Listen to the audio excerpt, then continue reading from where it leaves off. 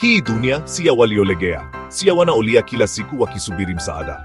Hii dunia ni ya wale wanaoamka na kusema, leo naenda kupigania ndoto zangu, hata kama ni kwa kulia, kwa kuanguka, lakini nitapigana.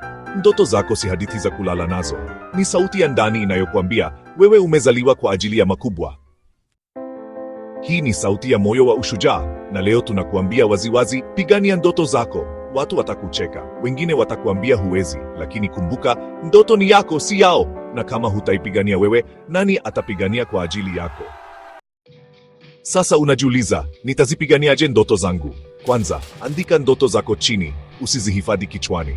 Kila ndoto isiyoandikwa ni rahisi kusahaulika. Pili, tengeneza mpango. Ndoto bila mipango ni ndoto tu. Gawa lengo lako kubwa katika hatua ndogo ndogo zinazowezekana.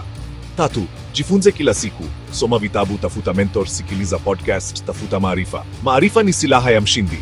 Nne, fanya kazi kimya, acha mafanikio yako yaongee. Usipoteze muda kuonyesha watu, tumia muda kujijenga.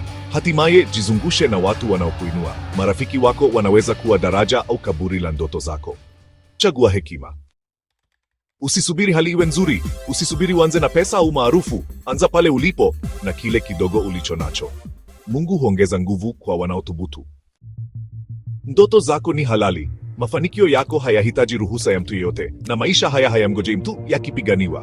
Kwa hiyo leo, simama, piga hatua, anguka, simama tena, lakini usiwahi kuacha, kwa sababu wewe si mtu wa kawaida. Wewe ni moyo wa ushujaa, na dunia inakusubiri.